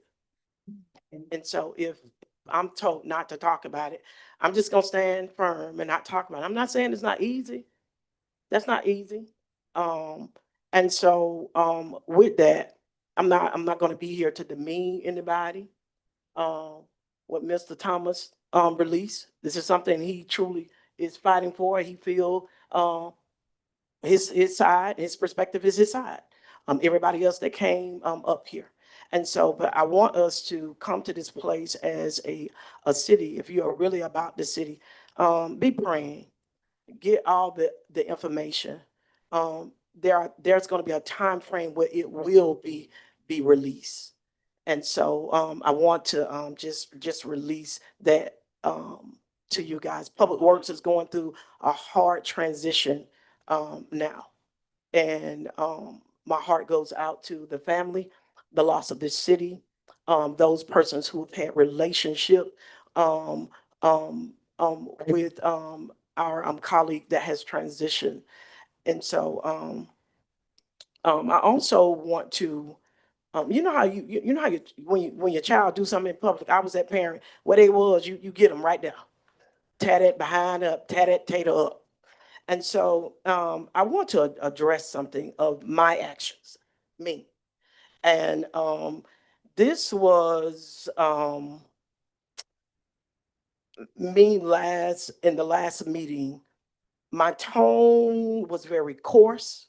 My tone was very sharp. And I was very impatient. I allowed my emotions to just boom, fly off the rails. And when it comes to leadership, um, it comes with pressure, but there is never an excuse as a leader to speak to anyone with less than respect, professionalism, and the support that that individual need. And I am, because I did it in public, guess what? I need to correct this in public.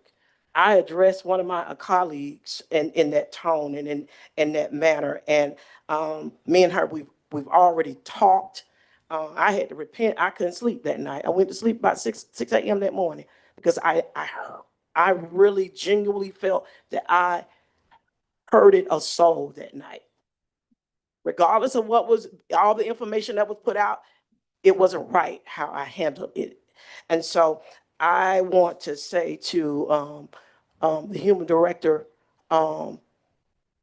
department head, that I genuinely, and I'm gonna say it again, am very sincerely sorry of how I addressed you and approach you in the open. We're saying here, we're trying to move to the standard of professionalism where we take things and we do it the right way, following a protocol. And my colleague, Ward 4, said that is a personnel situation. You should handle that in that manner. And I'm saying to staff here, I am going to move to strive to do better as a leader and how I approach each and every one of you guys. And I want you guys to know that I have, I'm extending myself where you can pick up the phone and we can just talk, have a conversation and come to a common ground. These people here have chosen to come to work to this city to serve us and to be about the business of Forest Park. And so to Ms. Dennis, I'm saying this openly because I presented it openly before you. You're doing a great job. And her staff is doing double time. And so communication is the key. When you're able to sit across the table, and you might not agree with everything, but you can come across the table and extend concerns and be able to hear each other. And sometimes walk away to agree to disagree. And so I just want to put that out there to say I'm working on it. I'm going to do better because I don't want anybody to approach and hurt me like that. I saw her face. I saw her countenance. And no, that's a broad lesson. And so to everybody, to Forest Park, Ward 2, the staff, my colleagues, I sincerely apologize for my action. And I thank you, Attorney Machacardi, and to Councilwoman Wells for that night, really just pulling me back in. And so you guys get ready. Bump, bump, bump, bump, bump, free food pantry. And all are welcome. You guys know this comes every second Monday of every month from 3 p.m. to 5 p.m. And this is at Gateway with Dr. Leon Beeler at 4981 Phillips Drive in Forest Park, Georgia. You guys come out. They serve the city, and I'm excited about what they're continuously doing. Also, you guys know we have other pillars in the community, which are our servant leaders, our pastors and churches that do other extensions. Also, our Forest Park Minister Association, it is time for a reset. Anybody, you guys want to come out? You guys, this is going to be Thursday, July the 23rd, 2026, from 7 p.m. And they're going to extend it another day, which will be Friday the 24th from 2026, starting at 7 p.m. This is Dr. Kenneth Payton and Dr. Joseph Durham, and I'm excited. This will be at Living Word Church of God in Christ. All right, all right. Also, these pillars that are in the community, you guys, they are looking for your support and your help to come out to, for every intercessor, every prayer warrior. You guys, please come out and assist them as they cover, the city for us. And it's right up here at the fountain right here in Ward 2 at 5031 Park Avenue, Forest Park. And the starting time, they always come at 12 noon, between 12 noon and 3 p.m. So please come out and support them. And so we just want to just continue to undergird them also. You guys for Ward 2 and anybody who want to tap in, I want you to stay connected. We've started, I started an initiative for you guys to connect in with me, for me to send to you the text message for you to know what's going on. And this is Stay Connected with Ward 2. There is, you see what this young man doing? Right here, hold your phones up. That is the barcode. We're going to make sure that that is in our Forest Park on our website for Ward 2. You guys, I want to start texting to you quickly for you to get the information real quick, 1 or 2 sentences. You guys use to the text messages. You have the option to opt out. I'm excited about this, and we just want to stay connected.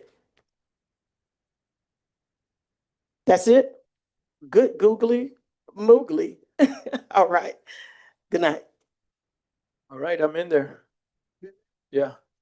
All right, everybody. Thank you. I had to take my retainers off. I can't talk like that anymore. So about thank you everybody, first of all, for coming up for the public comments. I think that's what makes our community stronger, is that accountability and hearing from you all. Ms. J, I'm gonna reach out to you. Okay. You're gonna go cut it? You okay? I had a volunteer guy that asked me like to get involved, so I'm gonna see if he can do it though. I'm gonna ask him, okay? I'm like, I got a nice lady that's gonna give you something to eat if you go and cut her tree. And yeah, maybe. We'll see. I gotta see it too. If it's I don't know. Yeah, we'll see. Okay. But the frustration from the community lies when there's a lack of transparency. When you don't show what's going on and there's injustices like the one that we witnessed, like I disagree entirely and I am on Mr. Thomas's side. It's not like I think that's the right side in my opinion. There's injustice. There hasn't been any accountability. We're supposed to have a decision already. I don't know who's dragging their feet. We still don't know what happened to our police chief. So that's an issue to me.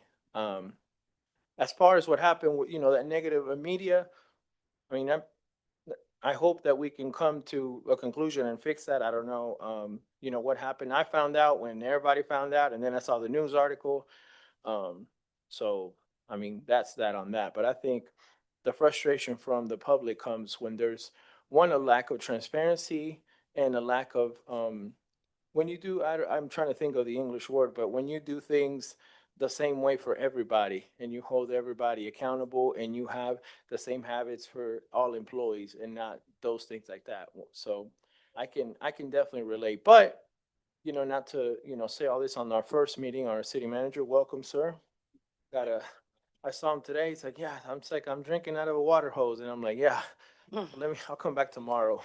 Yes, the hose is bigger. Yes, you got one of the fire department hose now. So congratulations to the new employees. Welcome, welcome to our city. And I love hearing from you all. If y'all need anything or have any initiatives or ideas you're bringing from South Fulton, please let us know. It's been a summer full of traveling for me, but I do love going to these different conferences because a lot of the things that we might be going through, another municipality might have addressed it already, or a lot of I call myself like an idea vulture. Like I just take cool stuff from other places and then bring it here to Forest Park, because I know that we have the potential and the community, which is our biggest asset, to take advantage of these things, like our beautification initiative to put your name on a road sign and beautify one of these spaces, whichever space you want to have. I saw all those people on Councilwoman Gunn's flyer with the beautiful churches that they have here. They should all have one of these signs and they should adopt their roads and they should take pride in these spaces. And I know we have a few of them already, but we want to get everybody so we can make Forest Park beautiful. But yeah, so I think on that tree note, Ms. J, not to be long-winded, but I had one of my constituents call me today And her and her neighbor have a house in between that's just abandoned. So I think as a city, we need to start seeing what can we do to these properties that are just abandoned, because it just can bring snakes, raccoons, possums, any type of unwanted insects. Not to mention the growth of the trees and the quazu and all that stuff. So I think, yeah, we need to think about something like that, because these are, some of my seniors are legacy residents in my community. So I'm gonna get that same volunteer. I'm gonna butter him up tomorrow, and then I'm gonna go for the ask on Thursday to come out, and I'm gonna take him to Miss J's house and to the other house over there on Elam Road. So yeah, that's that. So thank you for showing up. Continue to show up, everybody. That's how we change the community. That's how we we hold us accountable. And thank you. Whew. Thank y'all so much. Yes, to our residents, thank you so much for speaking up. Thank you for being a voice, the voice that we should be for you. Thank you. And I agree with Councilman Gutierrez. The community wouldn't be in an outrage if people were just transparent, if people were just consistent, if people were just real and just told the truth and respected the people, employees and the residents. People respect lies and cover up the truth, and they get mad when people talk about the truth. That's backwards. That's weird to me. That's very weird to me. And everything that Mr. Evans said, everything that Officer Thomas said is the absolute truth. We have to be consistent in all things. So when you consistently have people that are complaining, and nothing gets done about it, you think nobody's not going to speak up about it, whether you feel some type of way or not. Elephant leaving the room. Like, let's be for real. You want to call everybody else out because they step on somebody's toes that's a part of your clique, but then you walk away because you don't want to hear the truth. We have lost so many amazing employees. 2 sitting right there. 1 was forced to retire. Been with the city, what, 20 plus years, 10 years? All these years of service because of one person, because nobody wanted to hold them accountable. And then get mad when somebody speak about holding them accountable. But then what they say, if you give a person enough rope. So don't get mad at us for speaking about it. Because if something was done before, we wouldn't even be in this situation to have to speak about it. So I just want to say that. And Chief Chris absolutely deserves to be here. He absolutely deserves to be here. And don't speak for me when you say everybody knew, because I didn't know. But some people did, because somebody had to pick up the vehicle. He was in jail for a number of days. He was away from here. Did he get paid for it? So we're going to talk about it. Let's talk about it.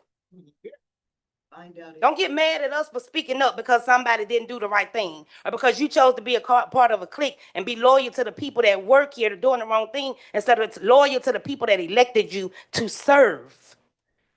Right. Stay humble. Stay humble. And when you have integrity, you don't have to cover up. You don't have to make excuses. You don't have to lie. You don't have to be a part of a clique to be accepted. All you got to do is do the right thing. Right. And you can feel however you want to feel about Councilwoman Wells. I haven't lied about nothing. I haven't lied about nothing. Mr. Gaskin, welcome, my dear. Yes, ma'am. Thank you. Welcome, welcome, welcome. And this is what you're going to get from Councilwoman Wells. I'm passionate. You're going to get real from me, and I appreciate you for being here. And you see. It'll be fine. And hopefully you can make things easier. You can help bridge the gap because there's a big one. I will try.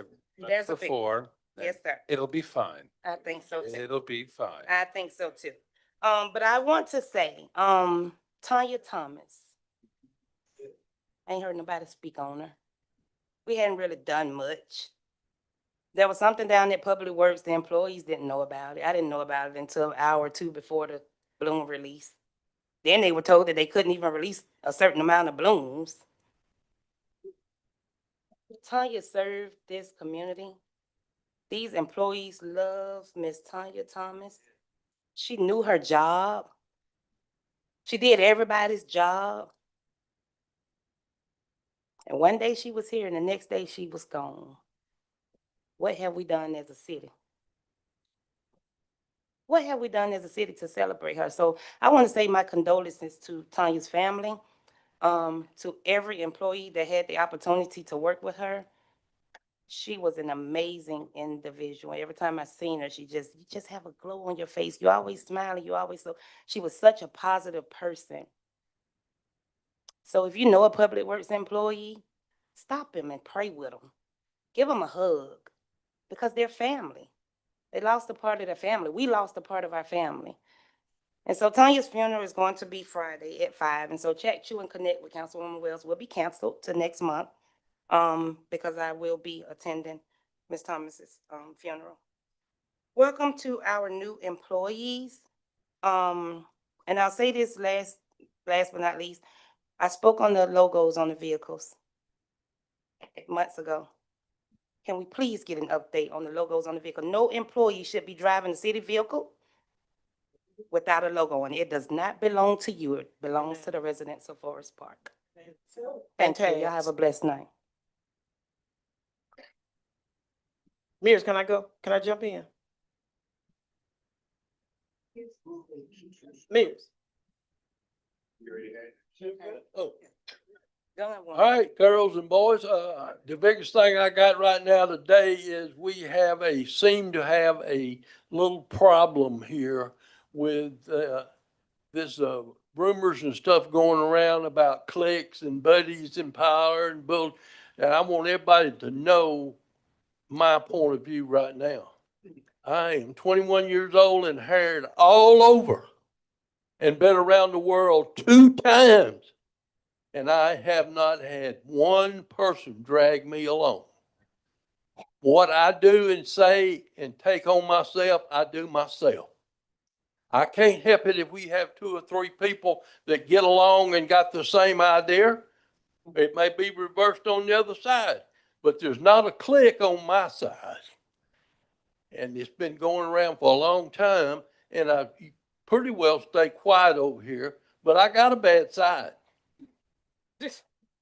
I mean, I got a big old butt and I can show it. You understand what I'm saying? So anybody's got any questions about the clique, you need to come see me and I'll get you straightened down about it. And I appreciate all of you being here. Appreciate new city manager. Thanks, sir. And I want to tell you one thing, we sort of been out of sorts because our city manager situation, but now we got a good one. The situation needs to be between the city manager and your division people. The council don't need to get in city business. We're just up here part-time. They're up here every day. They're supposed to feed us the information, and if it goes over their head where they need counseling, they come tell us. We don't need to get in the day-to-day fighting who's fired, who's hired, who's brought back. That's what we pay these people 6 figures for. So, like Will said, don't kill the messenger. Let's find out what's going on and let everybody see. I mean, I can be found anywhere. I mean, this job up here is not the Taj Mahal. I love it. And I've been here all my life and I love doing it. But, you know, all this ridicule and talking and going, that ain't getting nothing. Y'all people need to grow up. Not y'all people, but whoever's doing the problem. You know, I got all these cartoons on my phone from these disc jockeys in different places begging to do this and telling me damn this and damn that. Is any of them here tonight? You probably wouldn't stand up if they were. But I'm me. All I need is me and God. And truthful and ain't scared to tell the truth. Thank you.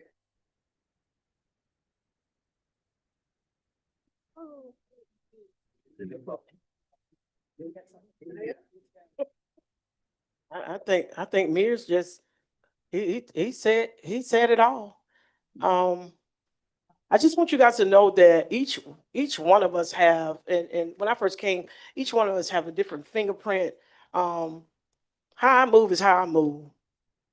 Sometimes I can get up here and sound like I'm straight from the South, but I'm from Chicago, Cook County. And so you know, to sit up here and to receive, as a leader, you're gonna get the bites, you're gonna get the kicks, you're gonna get, you know, you're gonna get the butt whoopings from time to time.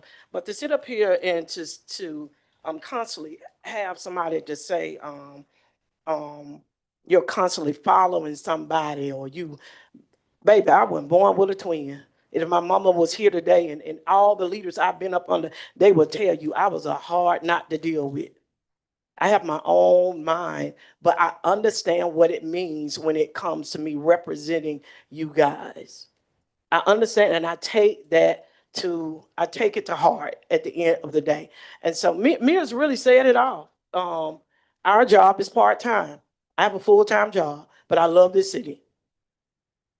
And our job is to listen to those persons that are in authority to move with the insight and directions to guide us and lead us, our city attorney, and thank God for our city manager here now. So you guys just, I'm gonna tell you guys continue to pray. You guys continue to be ready for us to put the information out here. You guys have that two amazing city clerks over here that are able to give you these open records and all this kind of, so you guys can really dive in and see what really is taking place, what really happened when it's available for you to tap into. And I agree with Wells too. We have dropped the ball. We have dropped the ball when things have taken place. We should be taking initiative to make sure that you guys have the basics: who, what, when, where, and why.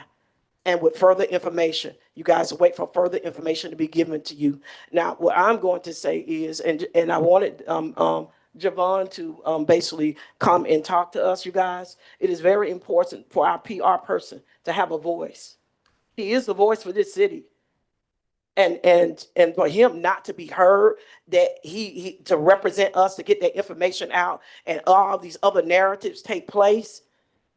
And it's hard when misinformation is put out. Some information, some of it is clear, but some of it is just be way out there. And the first initiative or sound or tone that we hear, we run with that. And then when we got to come and present the truth, it's hard to tear down what you've already built up with these bricks, which are not all of the facts that are in alignment. But we have dropped the ball of not getting the information to you guys first. And I understand that right there. I understand it. It frustrates you when you on a grocery line and you say where you live at. I go to my job and I'm questioning about my city. I went to my job and I work for a detox facility that deals with people who are dealing with alcoholism and drugs. And they just assuming, are you involved with that? Are you involved with that? That's my job. That's what I've done for decades. And it might be funny to some of you guys, but that's my livelihood. And for my boss to come and address me, that is that right there. So you guys, we're gonna. Somebody got to go to the bathroom. Go. No, go, baby. Go. No. Handle your business, sir. Handle your business. But you guys, we just got to do better. We got to do better at getting the information out there to you guys. Hey, mother, how you doing? It's good to see you.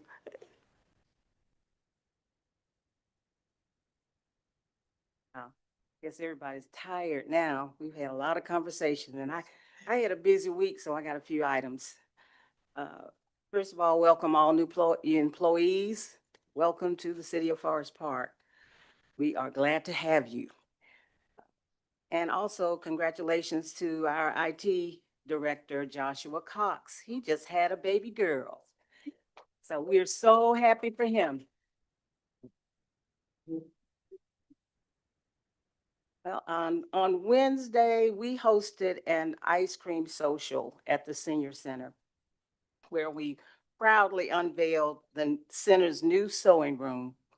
As part of the celebration, we presented 4 brand new sewing machines, along with all the necessary accessories to help support and expand the center's new sewing program. Commissioner-elect Demetrius Collins also stopped in, but we had a fun time with the seniors that day.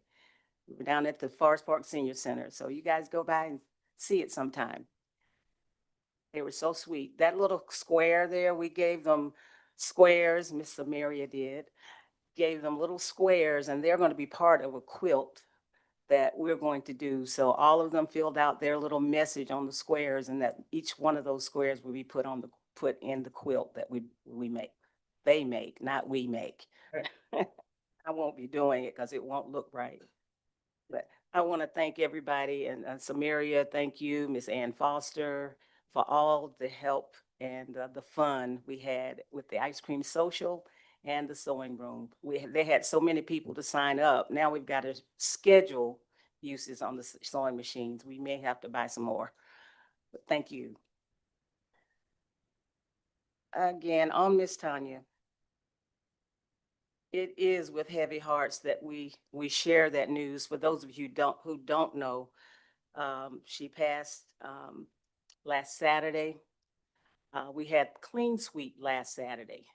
So I went over there like 8 o'clock that morning because I had some tires. They were taking tires as well, which normally people don't take tires. So I had taken some old tires, and she was so perky.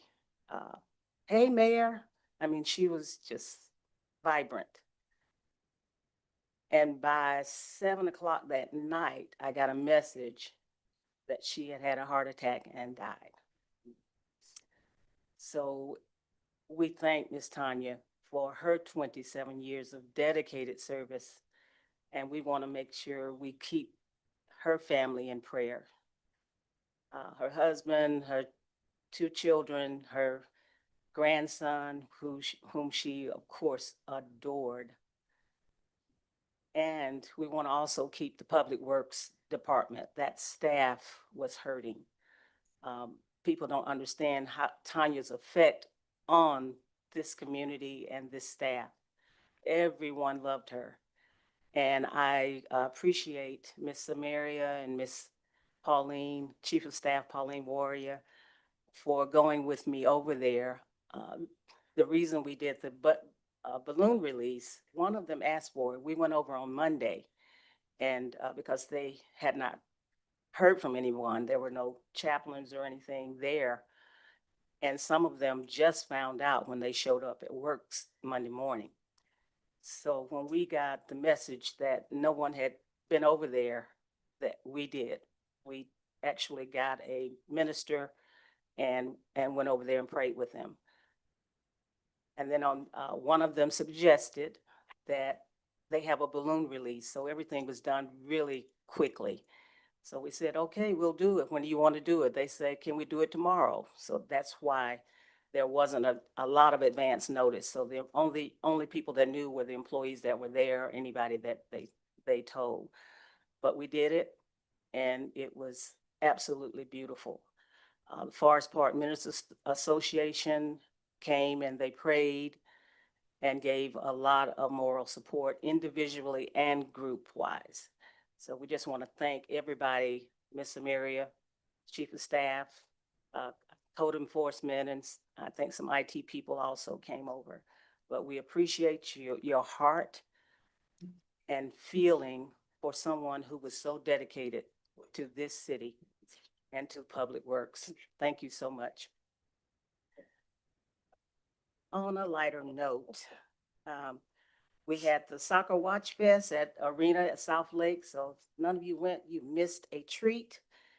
And that was last Wednesday for the England-Argentina game. And of course, Argentina won in the last few minutes of the game. And after that, we had the Soccer on the Green in Lovejoy. So we went down there and we hung out with them, with Mayor Fluellen and her council. On Friday, we had a couple of ribbon cuttings. I joined the Clayton County Chamber of Commerce for ribbon cutting of Dirty Bird's Southern Kitchen on Upper Riverdale Road. Very nice atmosphere. Very nice atmosphere. I think you guys would like that. Food was great as well. And then we had a grand opening and ribbon cutting at the Church of Celebration. They opened their new location on Ash Street, and they have made a beautiful sanctuary, completely renovated in that location.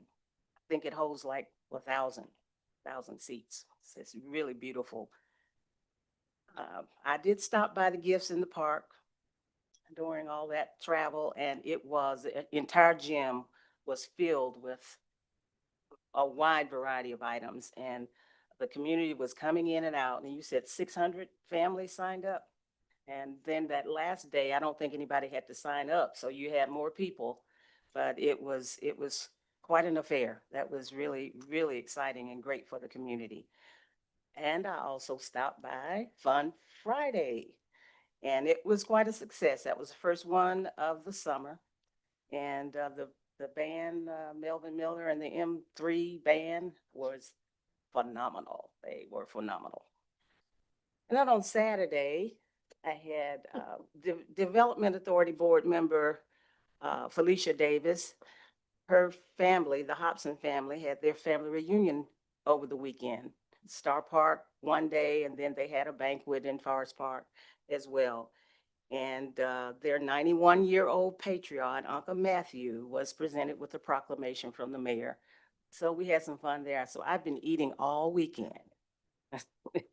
But it was a great weekend, and there were some happy times. But again, our prayers go out to Tanya and her family, and let's keep them lifted and keep Public Works staff lifted as well in prayer. We appreciate you. Thank you so much. The only other comment I have is regarding that matter we're not going to talk about is that we understand your concerns, and be assured that we are committed to conducting a thorough review of what happened, the events that followed the accident, so that we'll know, because we don't. We just found out when you guys found out, pretty much. So as soon as we can, we will conduct a thorough review of those matters and get some transparency, because we have questions to get answered as well. But thank you so much for your time. We appreciate you. There are no more comments. Please, no more comments. Please, no more comments. Then we will recess the regular session and enter into the executive session. Is there a motion? For the For purpose of. personnel, litigation, real estate, and cybersecurity. All right, all in favor? Yeah, no.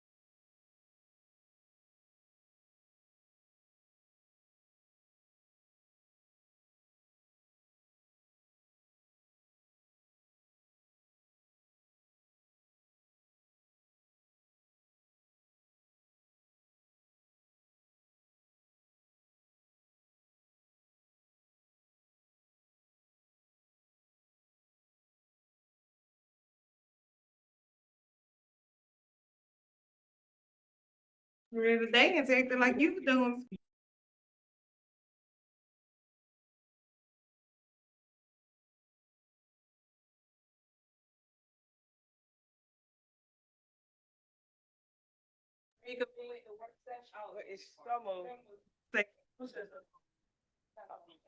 No, gun, said so moved. Yeah.